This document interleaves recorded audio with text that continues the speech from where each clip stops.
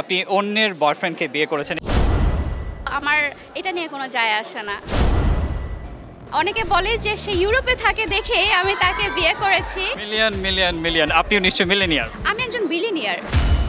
টিকটকে 8.6 মিলিয়ন, ফেসবুকে 4.6 million, 1 million complete হলো ইউটিউবে, ইনস্টাগ্রামে 1.6 মিলিয়ন। আরটিভি অন স্পট আড্ডায় আপনাদের সকলকে স্বাগত জানাচ্ছি। আমি মারজান ইভান, আর আমার সাথে আছে কন্টেন্ট ক্রিয়েটর নওরিন আফরোজ পিয়া। কেমন আছেন? আলহামদুলিল্লাহ, আপনি কেমন আছেন? খুব ভালো আছি। নামটা ঠিক উচ্চারণ হয়েছে? একদম পারফেক্টলি। আচ্ছা, কেমন যাচ্ছে বিবাহিত দিন, বলবো যে নতুন দিনগুলো কেমন যাচ্ছে? আলহামদুলিল্লাহ, আমার সব দিনই খুবই ভালো যায় আলহামদুলিল্লাহ। জীবনটা কতটুকু পাল্টেছে? আমি বলবো স্লাইটলি, খুব একটা না। কারণ হচ্ছে বলবো যে ভালো মতোই পাল্টেছে। ফার্স্ট আসলে অনেক খারাপ লাগতো, কারণ আমি অনেক বিজি লাইফ থেকে একদম হচ্ছে বাইরের দেশে একটা টোটালি আননোন পরিবেশ, তারপর হচ্ছে ওয়েদার, মানুষ, সব কিছু আননোন ছিল। সো ফার্স্ট আসলে কোপ আপ করতে অনেক বেশি খারাপ লাগতো, বাট হচ্ছে আস্তে আস্তে এখন মনে হয় যে ওটাই আমার হোম, এখানে আমি বেড়াতে আসছি।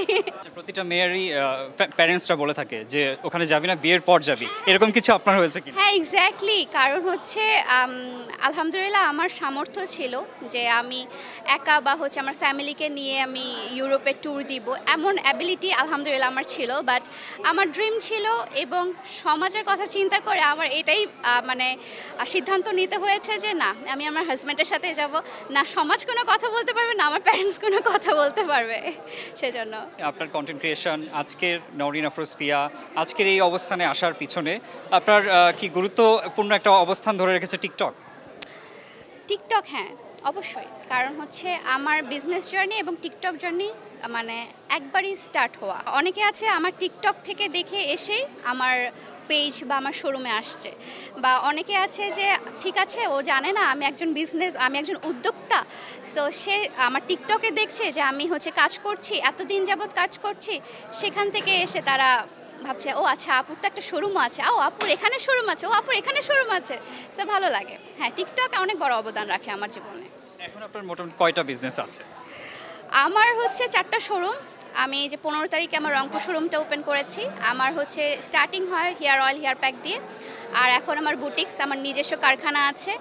আমার হচ্ছে সব ডিজাইনার নিজস্ব, এবং হচ্ছে এই তো আলহামদুলিল্লাহ চলছে আর কি। তার মানে আমরা ধরে নিতে পারি যে টিকটক দিয়েও একটা ভালো মতো একটা সংসার চালানো সম্ভব। It's not about TikTok. TikTok is itself a media, it's a platform. So platform দিয়ে আসলে চালানো না, টিকটক থেকে তো আমি কোনো টাকা আর্ন করছি না। টিকটক দিয়ে আসলে মানুষকে আমি পৌঁছাতে পারছি, একটা মাধ্যম। সো এটা যদি দেখেন যে মাধ্যমে আমি আসলে আর্ন করতে পারছি, হ্যাঁ। এই মুহূর্তে Nowrin Afroz peer total followers সংখ্যা কত? টিকটকে 8.6 মিলিয়ন, ফেসবুকে 4.6 মিলিয়ন। আমার হচ্ছে রিসেন্টলি 1 মিলিয়ন কমপ্লিট হলো, সাবস্ক্রাইবার কমপ্লিট হলো হচ্ছে ইউটিউবে, অ্যান্ড আর কি ইনস্টাগ্রামে 1.6 মিলিয়ন। মিলিয়ন মিলিয়ন মিলিয়ন, আপনিও নিশ্চয়ই মিলেনিয়ার। আমি যদি বলেন যে আমার পারিপার্শ্বিক দিক থেকে, মানুষের দিক থেকে আপনি মিলেনিয়ার কিনা, আমি বিলিনিয়ার। কারণ আমার পারিপার্শ্বিক দিক থেকে আমার হাজব্যান্ড, আমার মা, আমার ফ্যামিলি সবাই এত পরিমাণ আমাকে সাপোর্ট করে, আমি বিলিয়নারের থেকেও হ্যাপি থাকি, যেটা একটা বিলিয়নিয়ার হয়েও মানুষজন হ্যাপি থাকতে পারে না। সো আমি একজন বিলিয়নিয়ার। নেগেটিভ একটা কোশ্চেন করব। আপনার বিয়ে নিয়ে একটা কন্ট্রোভার্সি হয়েছিল, আপনি অন্যের বয়ফ্রেন্ডকে বিয়ে করেছেন, এরকম নিয়ে ব্যাপারটাকে কিভাবে হ্যান্ডেল করেছেন? এটা আমার খুবই কমন একটা ব্যাপার। কারণ হচ্ছে মানুষের পাস থাকতেই পারে, সবারই পাস ছিল, আমারও পাস ছিল, তারও পাস ছিল।